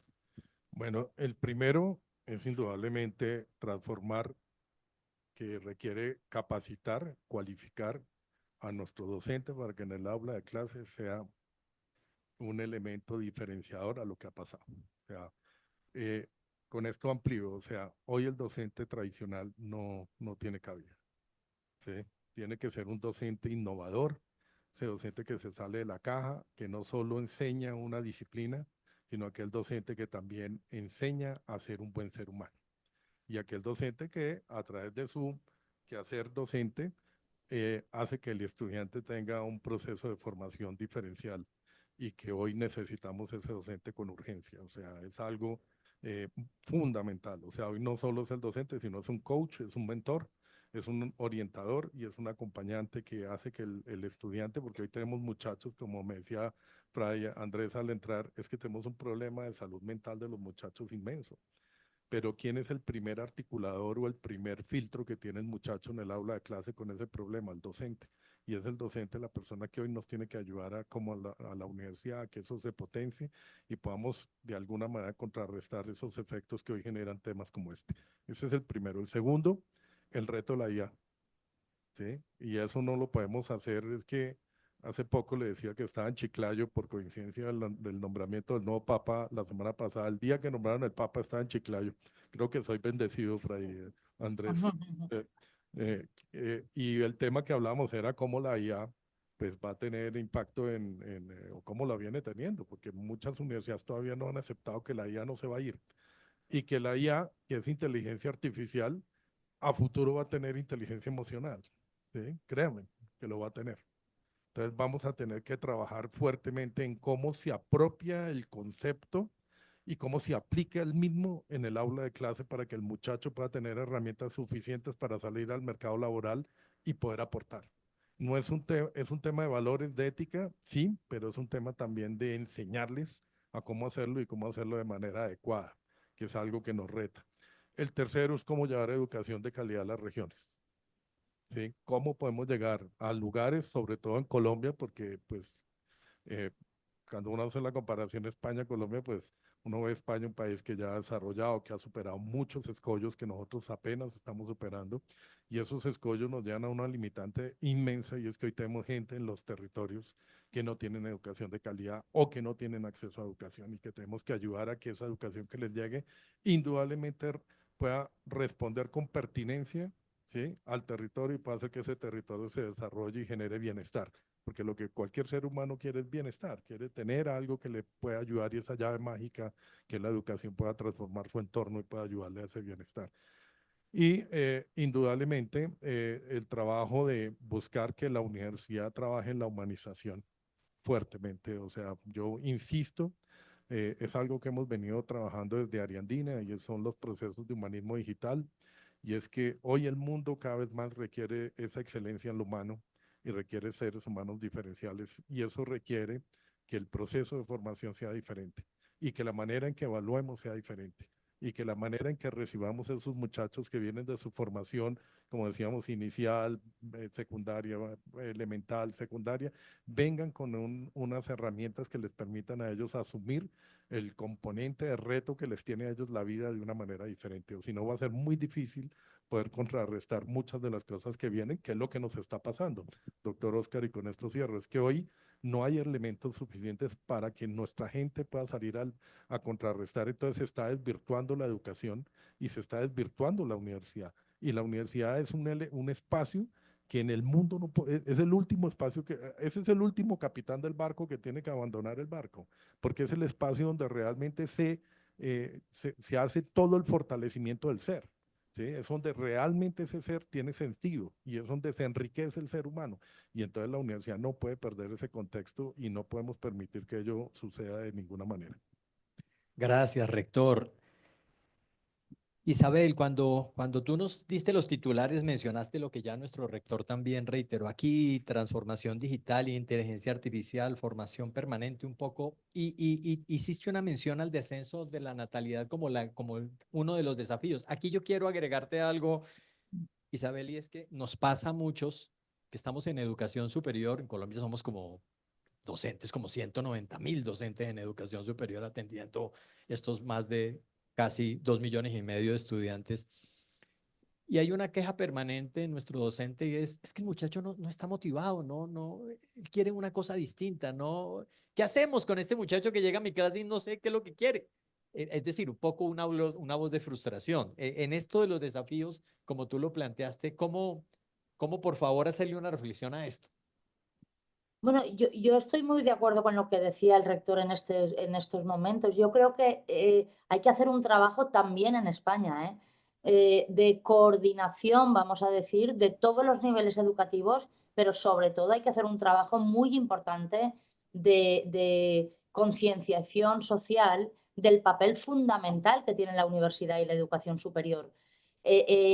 Como estaba diciendo el rector, no podemos desvirtuar este papel que ha tenido la universidad y que sigue teniendo en estos momentos como cohesionadora, de alguna manera, del conocimiento y como generadora de conocimientos en una sociedad a través de la investigación, de la transferencia. Esto no se puede perder. También en España estamos encontrándonos con estudiantes desmotivados, en parte porque tienen muchas oportunidades. Son una generación, comentamos muchas veces, e imagino que esto en Colombia es exactamente lo mismo, que están acostumbrados a la inmediatez. Todo lo quieren rápido y lo quieren ya. Por tanto, les cuesta mucho pararse a reflexionar. El otro día leía un informe de universidades, bueno, de la red, la Xarxa Vives, que es una red de universidades catalanas, que decía que muchos estudiantes está habiendo absentismo en las aulas, es decir, no van a clase porque se aburren con las clases magistrales y dicen, no, es que yo no quiero que venga el profesor a darme una clase magistral. Yo, eso que me cuenta el profesor en una clase magistral, lo puedo encontrar rápido buscando en internet. Pero esto no es cierto. No es cierto que un estudiante pueda encontrar lo mismo que le puede dar un buen profesor, maticemos, en una clase. Ahora bien, dicho esto, estoy absolutamente de acuerdo también con que tenemos que ser conscientes de que el papel del profesor universitario ha cambiado y de que un profesor universitario de hace 10, 15, 20 años no puede tener hoy en día cabida en esta universidad del futuro. Por tanto, tenemos que ser conscientes de que también necesitamos un reciclaje profesional los profesores universitarios, sobre todo, como decía Beatriz, los que tenemos ya una edad. Pero también estamos enfrentando esos mismos problemas en España, de la falta de motivación de los estudiantes porque consideran, una, que tienen demasiados profesores que utilizan métodos tradicionales y dos, que quizás los planes de estudio en algunos casos no están lo suficientemente actualizados. Por tanto, tenemos que trabajar mucho en esto. Muchas gracias Isabel. Fray Andrés Miguel, usted en las intervenciones que ha tenido la posibilidad de hacernos aquí nos ha traído el componente humanista o el componente humanístico. En estos retos que ya tantas veces han descrito aquí, tanto el doctor José Leonardo, ahora mismo haciendo ese énfasis, Isabel, ¿no será que también tendremos que hacer alguna apuesta en ese nivel? Se lo digo porque cuando uno lee a Harari y a Andrés Oppenheimer en su último libro, se encuentra con los optimistas y con los tecnopesimistas, perdón, con los tecnooptimistas y con los tecnooptimistas, pesimistas y optimistas, es lo que quiero decir. Y ahora precisamente en la Feria del Libro estaba yo escuchando la presentación del libro de Alberto Casa Santamaría y decía Memorias de un pesimista, ¿no? Y le decíamos en alguna, le preguntamos, oiga, doctor Alberto, ¿qué es un pesimista? Y decía, un optimista bien informado. Entonces, como usted está mejor informado que nosotros, ¿cuál es su reflexión en esta apuesta de este momento? Bueno, a propósito de ello, en la universidad hemos insistido en una palabra que, insisto, es de línea teológica, pero creo que se puede aplicar en muchos contextos y es la metanoia, el cambio de mentalidad. El mundo no cambió, sigue cambiando y seguirá cambiando. Y necesita hombres, mujeres, académicos, directivos, porque la metanoia no es solo para los profesores, sino empieza por los directivos de las instituciones, los administrativos de las instituciones, que necesariamente tenemos que meternos en que el mundo está cambiando y nosotros tenemos que cambiar nuestra manera de acompañar a nuestros jóvenes, pero no solo a nuestros jóvenes, también a nuestros mayores que están llegando a nuestras instituciones universitarias. Entonces, lo primero, yo creo que es el primer desafío, cambiar mentalidades y procurar que estén en esa dinámica de cambio. Es bien complejo, creo que el lector lo dirá, pero creo que allá es una de nuestras primeras apuestas, es que tengamos la capacidad de tener esa mentalidad de cambio, ¿sí? De transformación, de que el mundo va cambiando y cambiamos con él. Cambian las instituciones, cambian las personas, eso sí, sin olvidar lo esencial, ¿no? ¿Sí? En este mundo, en esa sociedad, pues está cada vez más el tema que tenemos que responderle, y nuestros estudiantes egresados tienen que responder al sector productivo, pero sin que nuestros egresados terminen siendo instrumentalizados por el sector productivo. ¿Sí? Esa es nuestra línea y nuestra apuesta, creo que humanista, y creo que con el rector José Leandro tenemos esa conexión también. No podemos renunciar a esa lectura humanista para formar seres humanos, pero también a que el entorno, a que el sector no los instrumentalice y lo deshumanice. Rector, muchísimas gracias. Y yo intuyo, Beatriz, que te voy a meter en calzas prietas, dicen aquí en Colombia, con lo que te voy a orientar de la pregunta que está planteada en términos de contextos y de estas cosas, pero claro, entonces siempre en estas discusiones hablamos de pues, los temas políticos, financieros, desde luego, el doctor José Leonardo ha hecho muy bien la presentación de los énfasis, Isabel los ha desarrollado en el énfasis que le pedimos, Fray nos acaba de decir, mire, y es que además yo que tengo información especial desde el humanismo, por mi mirada, pues también tendremos que cuidar mucho las instrumentalizaciones. Y Beatriz, y yo te pido un favor y ahora hagámosle entonces énfasis, ya hemos hablado del estudiante, del profesor y el administrativo universitario, ¿para dónde se mueve, Beatriz? ¿Qué debemos llamarle la atención al administrativo universitario? ¿Será que el administrativo universitario se para desde su monte alto y mira el horizonte y el que está y el que tiene el telescopio es el que está en la base de la escalera y no tiene un árbol enfrente? ¿Qué será lo que pasa? Adelante, Beatriz. Efectivamente, muy buena pregunta, porque creo que también hay que hacer mucho énfasis en que también se tiene que reciclar o también tenemos que evolucionar hacia una nueva forma del personal de gestión y servicio, porque ellos son fundamentales, o sea, ellos son los que acompañan a la institución.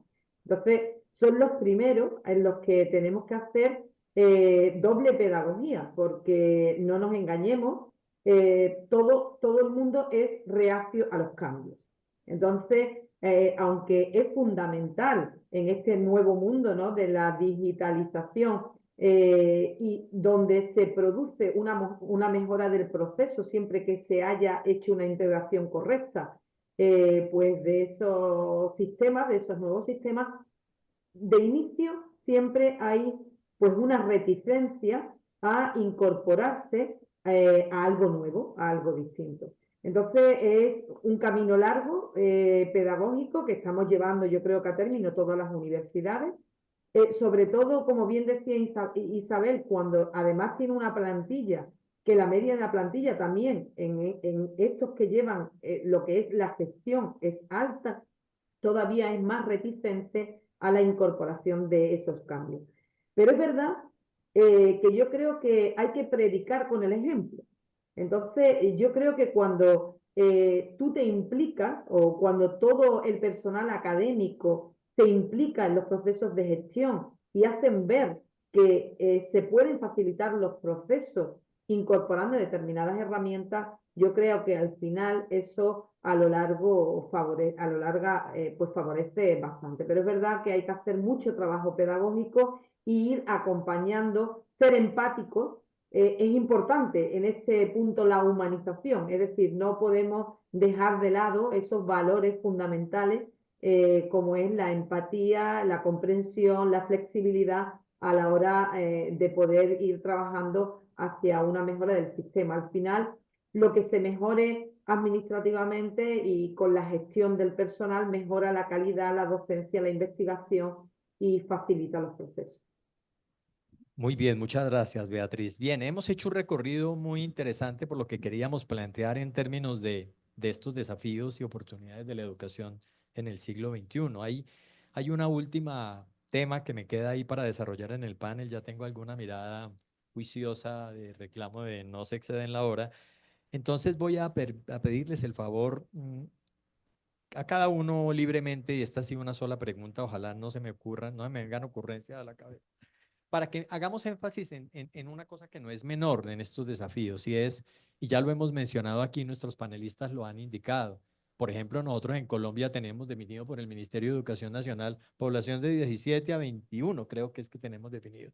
Y resulta de que esa población, pues a pesar de que todavía tiene en Colombia oportunidades para acceder, porque nuestra cobertura apenas es del 54%, realmente, y nosotros que estamos en este sector, todos los que están aquí presentes y conectados virtualmente, sabemos que ahora también hay una población por encima de los 21 años inclusive, donde las oportunidades de desarrollar un proyecto de vida alrededor de un área de conocimiento que nunca fue la de, seguramente con la orientación vocacional que nos dieron en el colegio, muchas, hay que decirlo, en Colombia pasa frecuentemente, muchas respuestas de nuestros jóvenes se dan porque papá y mamá decidieron qué querías estudiar. Es más, a veces definieron hasta en dónde estudiar. Yo tengo una lectura sobre eso que hemos compartido con el doctor José Leonardo Cefra de Andrés, que con usted la vamos a compartir, y es que la gratuidad trae a veces esa equivocación, ¿no? Cuando tú estás en un país donde estudias lo que te toca y donde te toca, cuando terminas esa carrera y te das cuenta que no era lo que querías, te exploras a hacer lo que querías. Entonces dices, no, ¿qué ingeniería mecánica? Yo quiero ser ese artista. Yo quiero ser ese artista, yo quiero estudiar pintura y voy a estudiar eso. Pero bueno, en esa lógica, entonces quisiera pedirles a ustedes esa interpretación, yo tengo ese referente, Isabel y Beatriz, que España ha avanzado mucho en eso. España tiene una gran experiencia alrededor de formación adulta y quisiera, y lo tiene de la misma manera el doctor José Leonardo aquí en Ariandina, donde tiene enfocadas ahora sus apuestas, y seguramente, Fray Andrés, ustedes también. Quisiera darle a cada uno unos 2 minutos, si les parece, para que nos desarrolle la idea alrededor de esos nuevos escenarios en los que debemos, esas nuevas poblaciones en las que debemos dirigir ahora nuestra tarea en educación superior. Si te parece, Isabel, adelante. Pues mira, yo me centraré, hay varios programas de los que podríamos hablar para hablar de población adulta que no es exactamente la que accede a la universidad desde el examen de acceso después del bachiller, pero me centraré solo, porque entiendo que estamos hablando de esto, de los programas para mayores de 55 años. En mi universidad tenemos un programa que tiene ya 30 años, pero hay una red nacional de, bueno, llamadas universidades para mayores, universidades de la experiencia. En cada universidad se llaman de una manera, pero la realidad es que en el caso de mi universidad, por ejemplo, insisto, es un programa que lleva ya casi 30 años funcionando en la universidad, que cada vez tiene más demanda de estudiantes, está diseñado como grados y posgrados, o sea, formación inicial y formación especializada, que lógicamente no tiene un carácter oficial, pero que sí que les permite a esas personas, que muchos de ellos son profesionales, bueno, pues que se jubilan y que tienen ganas de continuar, o se prejubilan a veces, y tienen ganas de continuar aprendiendo, pero también tenemos amas de casa como se ha dicho, que no tuvieron la oportunidad en su momento de estudiar, o personas en general que no tuvieron esa oportunidad y vienen a la Universidad de Mayores, y la verdad es que se ha consolidado el programa, no solo con los estudios, sino con todas las actividades complementarias que hay alrededor. Tenemos más de 1.300 estudiantes ya en este programa y por primera vez desde el año pasado ya tienen hasta intercambios Erasmus, hasta intercambios internacionales los mayores. Hay una red a nivel nacional bastante importante de programas de mayores y yo creo que es una oportunidad única para las personas que tienen esa ambición por cualquiera de los motivos que he dicho al principio. Muchas gracias, Isabel. Doctor José Leonardo.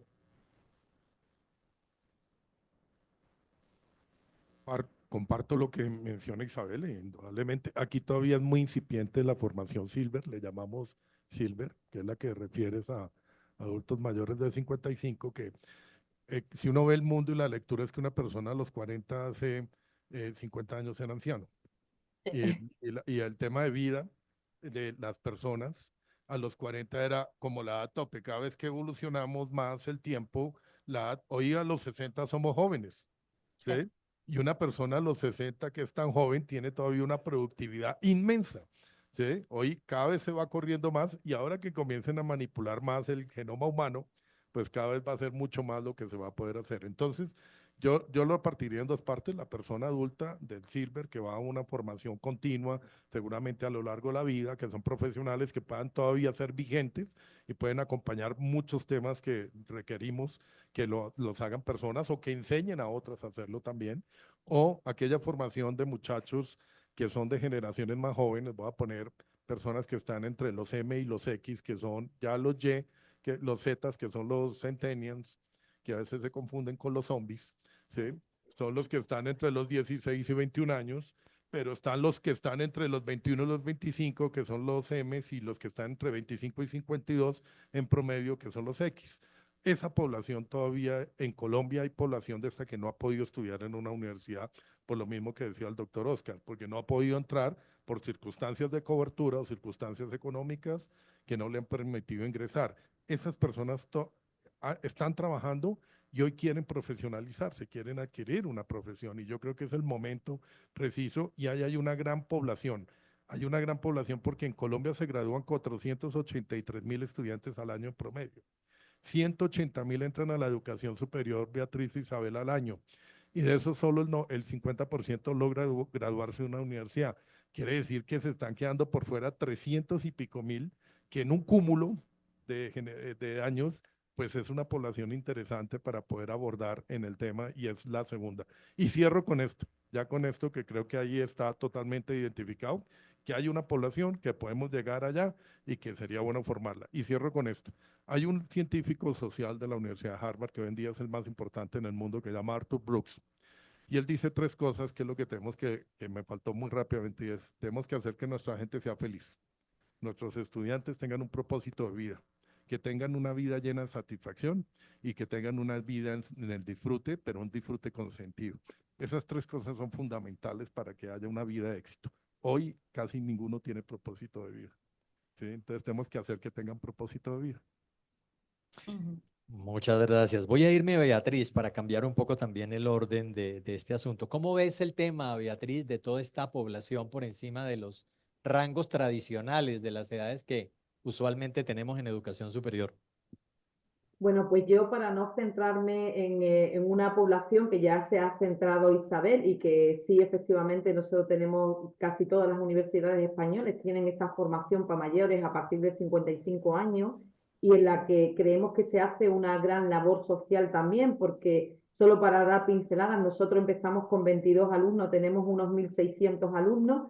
Empezamos con una sede y ahora tenemos como 24, ampliando continuamente, de tal forma que estamos en todo el territorio. Pero no me voy a centrar en eso, me voy a centrar en una formación a la que, a raíz del decreto 822-2001, que regulaban en España la ordenación de las enseñanzas y el sistema de garantía de calidad, se hace hincapié en algo que había hablado Isabel hace poco, y es la formación permanente a lo largo de la vida. Si bien en España ya llevamos mucho tiempo trabajando, creo que lo había mencionado Óscar, Leandro también, llevamos mucho tiempo trabajando en la formación continuada, es decir, no queremos quedarnos solo en esa formación ad hoc del alumno que entra con 17, 18 años y termina con 20, 24, o bueno, sigue su doctorado y termina con la tesis doctoral, sino queremos acompañar al alumno a lo largo de la trayectoria de la vida. Y ahora eso se ha puesto el foco especial, efectivamente, en la formación de mayores. Os sonarán las microcredenciales que son pequeñas píldoras formativas, pero realmente de aquella necesidad inherente para el mercado laboral, permite que mucha población adulta que en un momento dado no ha podido tener cabida dentro de la formación reglada universitaria pueda asomarse para adquirir pues, esas competencias específicas, como decía José Leandro, que le puede demandar en un momento dado para poder seguir avanzando profesionalmente, puede venir a adquirirla a la universidad. Nosotros teníamos, o sea, todas las universidades en mayor o menor medida teníamos esa formación permanente a lo largo de la vida, pero yo creo que ahora se está incentivando y sobre todo intentando llevar realmente la formación real que necesita el egresado en un determinado punto de su vida. Es decir, cómo reciclarme para mejorar profesionalmente en un trabajo o simplemente por lo que se ha avanzado aquí. Es decir, yo he hecho ingeniería mecánica y me he dado en un momento dado cuenta que eso no es lo que quería o no me gusta ya o ya no me siento satisfecho con esa profesionalidad y ahora quiero buscar otro sector. Bueno, pues la universidad está abierta y está implementando pues una formación reglada a lo largo de la vida que facilita el acceso de ese tipo de personas. Creo que ahí tenemos que seguir avanzando, sobre todo para poder, digamos, regular la demanda real que existe en el mercado laboral de cuáles son las competencias que tienen que adquirir y lo que podemos ser capaces de formar desde la universidad. Muy bien, muchas gracias, Beatriz, Fray Andrés. Claro, digamos que es apenas obvio con lo comentado por todas y todos que es la apuesta. Hay que ofrecer, hay que tener una oferta para estas nuevas poblaciones que tienen estas necesidades y que van a ir creciendo y que aumentarán toda esa generación alfabeto que acaba de escribir el doctor José Leonardo que está ahí disponible. Nosotros tenemos un problema en educación superior, lo voy a meter a usted que tiene esa iluminación especial. Nosotros tenemos una dificultad y es que en las instituciones, por ejemplo, las instituciones acreditadas como están ustedes aquí, tienen el reto de controlar un indicador que no es nada fácil, deserción. Un país como Colombia, 50% de la gente se va antes de terminar. Resulta siendo frustrante cuando uno hace todo un diseño y de 100 que terminaron, de 100 que iniciaron un programa, se fueron 50. Y el riesgo de estas nuevas formaciones un poco explorativas pueden acentuar el tema de la deserción. ¿Cómo poderse mover en esas aguas para que la respuesta esté, pero que esos elementos donde un joven, claro, no es lo mismo recibir el grupito de los 40 y el grupito concreto de los 20, que recibir espontáneamente 5 o 10 iniciativas para vincularse a algún programa con un diseño especial? ¿Cómo manejarlo? Bueno, yo creo que esas son las estrategias de acompañamiento, ¿no? Yo creo que cada institución en el camino va mirando cómo acompañar y de qué manera acompañar. Pero específicamente en ese contexto, Papa Francisco nos enseñó a nosotros y nos decía, para poder acompañar primero hay que escuchar, ¿sí? Y es necesario escuchar atentamente a las poblaciones que nosotros tenemos y que nos llegan a la universidad, al joven, al adulto. Y hay una población que no sé si ustedes han o yo sé que sí, tal vez se les olvidó mencionarlo, son esas poblaciones que voy a ponerlo entre comillas, de estos jóvenes que tal vez tienen algunas, perdóneme esta expresión, no es la más adecuada, discapacidades, entre comillas la pongo, sordos, personas con síndrome de Down. Si nosotros en la universidad hemos diseñado programas para ellos, pero no para que ¿cómo les digo? Como no tiene nada que hacer, miremos a ver qué les ofrecemos, sino para que verdaderamente se sientan miembros de una sociedad, ¿sí? Yo creo que ahí también tendríamos una reflexión que hacer, de qué manera nosotros les acompañamos. Pero el secreto, podríamos decir, insisto, cogiendo las palabras de Francisco, es qué tanta capacidad de escucha para poder atender de la mejor manera tenemos para con todas estas poblaciones que nos llegan y que necesitan pues que les acompañemos en sus realidades. Gracias, rector. La verdad, mi equipo en Ascun sabe que cuando yo me empiezo a emocionar preguntando, se me puede ir toda la tarde y resulta de que siempre hay limitaciones de tiempo. Entonces, bueno, creo que con lo planteado por nuestras invitadas, por nuestros invitados, pudimos por lo menos dar un dibujo de esos desafíos y esas oportunidades, reflexiones siempre necesarias en nuestras comunidades académicas. Yo creo que si uno sistematizara lo que las colegas de España y los colegas colombianos rectores han planteado, saldría un muy buen documento, pero pues más que un documento queremos es darnos la posibilidad de conversar para reaprender y poder tener elementos de que nos permitan argumentar estas discusiones que son tan complejas. Lástima que nuestras discusiones a veces en lo medular para el hacer, que tiene que ver en el diseño de política nacional, institucional, adolecen a veces de las reflexiones que pudiéramos hacer, pero todos en el interés único de entender que el aporte que tenemos que hacer es muy necesario, es único, es especial, interviene a la persona en un momento de su vida y de la mejor intervención que hagamos en ella, pues tendremos los mejores resultados para una mejor sociedad, que es lo que todos buscamos y tenemos como propósito. Yo cierro ahí, les quiero agradecer muy especialmente a Isabel y a Beatriz, a los rectores Fray Andrés y José Leonardo por la participación de este panel. Vamos a tener espacio de preguntas, si les parece. Entonces, antes de despedirlo, le quiero pedir el favor a quienes nos van a ayudar, si alguien de las personas que está vinculada virtualmente o que está aquí en el auditorio quisiera hacernos algún comentario, alguna pregunta que estos expertos que están aquí quisieran escucharle su interpretación, sería muy útil. Entonces, no sé quién quisiera, por favor, ayudarnos con alguna intervención. Por favor, los que están vigilando atentamente la conexión, si hay alguna intervención, se los agradecemos. No es una buena hora para hacer preguntas, Solo faltando hago, 5 para solo, las 12, ¿no? si me permiten que no hubo ningún voluntario, hago una pregunta complementando lo que decía Fray Andrés. Es que hoy el proceso de formación de un estudiante debe ser individualizado. Entonces, por eso nos debemos preguntar quién es ese muchacho, cómo es, cuáles son sus fortalezas, dónde están sus oportunidades y cómo individualizarlo en un proceso de formación. Si no lo hacemos, pues estamos generando, pues indudablemente, el impacto negativo que, no, que hoy se ha generado, porque es cuando le dicen a uno, es que forman muchachos que no responden indudablemente de alguna manera a lo que se requiere. Entonces hay que tomarlos, conocerlos e individualizarlos. Era solo eso. ¿Hay alguien conectado que quiera hacernos algún comentario? En esto me permite decir algo que cuando yo dictaba clase usualmente les advertía al comienzo de la clase, que al final dejaba la pregunta o las dos preguntas concretas que significaban el quiz del evento, ¿no? Entonces los estudiantes me entretenían todo el tiempo diciéndome, ¿y por qué es blanco y por qué es rojo? Y al final cuando iban a hacer las preguntas del quiz, no muchachos, ya no alcanzamos, entonces iban sin el quiz, pero bueno, muy bien. Bueno, creo, sí. Por favor, aquí.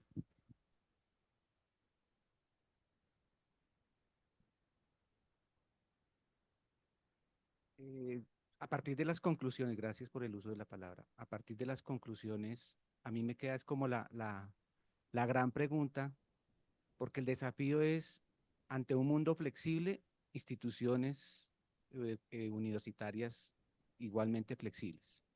Pero ¿cómo lograr la flexibilidad al interior de nuestras instituciones si tenemos unas políticas de gobierno que no cambian y que cada día parecieran más rígidas y más estancadas en el tiempo? ¿Sí? Ahí hay un desafío enorme porque es la camisa de fuerza que tenemos las instituciones para ir al ritmo de los tiempos.